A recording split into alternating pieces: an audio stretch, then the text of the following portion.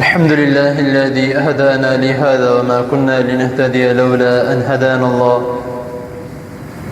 اللهم صل على محمد وبارك وسلم أما بعد. حضرات محترم، اللہ تعالیٰ کی توفیق سے آپ کے سامنے باب صفات الصلاۃ، نماز کی صفت کا بیان، نماز ادا کرنے کا مسنون طریقہ اختصار کے ساتھ بیان کیا جا رہا ہے. سجدے کا ٹاپک ہمارا چل رہا تھا. سجدے کے ٹاپک میں سے آج کا جو ہمارا سبق ہے وہ کچھ اس طرح سے ہے کہ ہم میں سے ہر شخص کی یہ خواہش ہے کہ قیامت والے دن ہمیں رسول اللہ صلی اللہ علیہ وسلم کا ساتھ نصیب ہو، ان کی شفاعت، ان کی سفارش ہمارے لیے بھی ہو. تو اسی طرح رسول اللہ صلی اللہ علیہ وسلم کے خادم ربیعہ بن کعب رضی اللہ تعالی عنہ، یہ ایسے شخص ہیں جنہوں نے اپنی پوری زندگی نبی کریم صلی اللہ علیہ وسلم کی خدمت میں آپ صلی اللہ علیہ وسلم کو پانی دینا، وضو کرانا،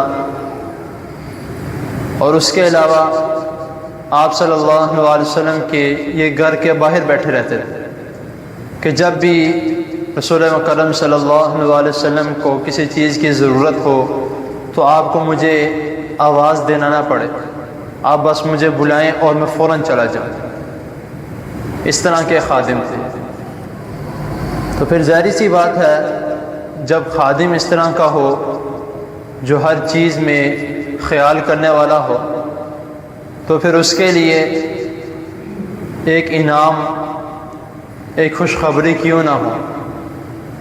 رسول اللہ صلی اللہ علیہ وسلم کئی مرتبہ جو حدیث کے الفاظ آتے ہیں کہ مسند احمد کی صحیح حدیث ہے، حدیث نمبر 13115 میں، کہ نبی کریم صلی اللہ علیہ وسلم نے ان سے پوچھا کہ ربیعہ، تم کیا چاہتے ہو؟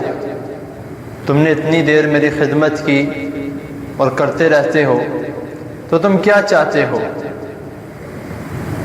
تو حضرت ربیعہ بن کعب رضی اللہ تعالی عنہ بیان کرتے ہیں کہ اے اللہ کے رسول صلی اللہ علیہ وسلم، اب آپ نے میرے سے پوچھا ہے تو میں سوچ کے بتاؤں گا.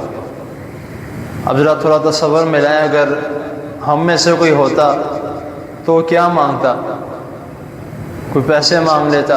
اگر اب بھی کوئی بڑا آدمی ہم سے کوئی پوچھ لے کہ بھائی تمہیں کیا چاہیے ہے، تم نے اتنی دیر میرے ساتھ چلے ہو، میرے سیکرٹری بن کے رہے ہو، تمہیں کیا چاہیے؟ تو ہم میں سے زیادہ تر لوگوں کا ایک ہی جواب ہوتا ہے، یا مال چاہیے، یا گاڑی چاہیے، یا کوئی بڑی چیز چاہیے. تب بھی اس وقت میں بھی یہ سب کچھ موجود تھا.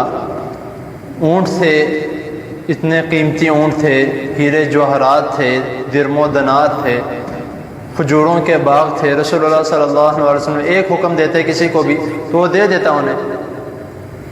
لیکن اگلے دن جب رسول اللہ صلی اللہ علیہ وسلم کی خدمت میں دوبارہ حاضر ہوئے تو پھر آپ صلی اللہ علیہ وسلم نے فرمایا کہ ربیعہ، تم کیا چاہتے ہو؟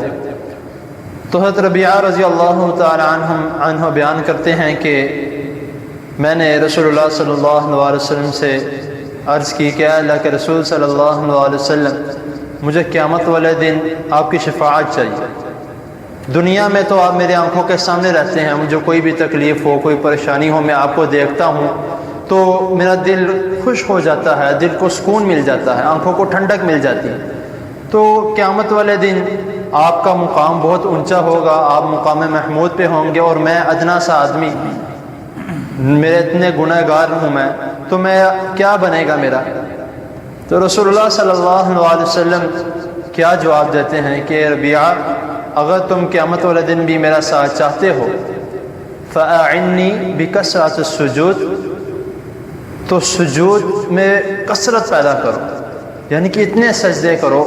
اور پھر اس حدیث میں آخری جو الفاظ ہیں اس میں یہ بھی آتا ہے کہ رسول اللہ صلی اللہ علیہ وسلم فرماتے ہیں کہ اپنے سجدوں کے ساتھ میری مدد کرو۔ اب مدد کس طرح کر سکتے ہیں کہ رسول اللہ صلی اللہ علیہ وسلم کا حکم یہ تھا، یعنی کہ آپ صلی اللہ علیہ وسلم کے کہنے کا مطلب یہ تھا کہ تم سجود کرو اور باقی کام میرا ہے، میں تمہاری جتنے زیادہ تمہارے سجود ہوں گے اتنی زیادہ میری دعائیں بھی ہوں گی، تو قیامت والے تو تم میرے ساتھ بھی ہوگے اور تمہارے لیے میری شفاعت بھی ہوگی۔ تو بڑی ظاہری سی بات ہے، جب ایک انسان سجدہ کرتا ہے اللہ تعالیٰ کو، اپنے گناہوں کی بخشش مانگتا ہے، تو اس کے گناہ تو معاف ہو جاتے ہیں۔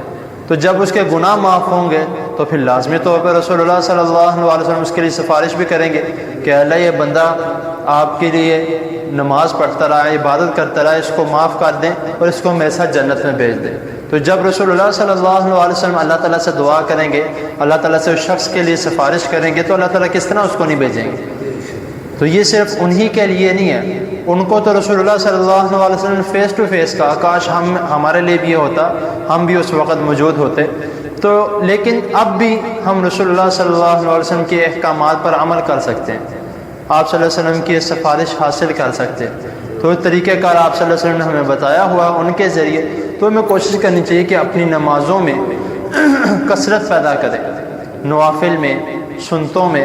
ہم اکثر اس طرح کرتے ہیں کہ نماز پڑھنے کے لیے آتے ہیں، نماز پڑھ کے فوراً چلے جاتے ہیں، نہ ہم سنتے پڑھتے ہیں، نہ کوئی ایکسٹرا نوافل پڑھتے ہیں۔ تو جب تک ہم ایکسٹرا نوافل نہیں پڑھیں گے یا سنتے وغیرہ پوری پڑھ کے نہیں جائیں گے، تو پھر ظاہری سی بات ہے ہمارے سجود میں کثرت کس طرح پیدا ہوگی۔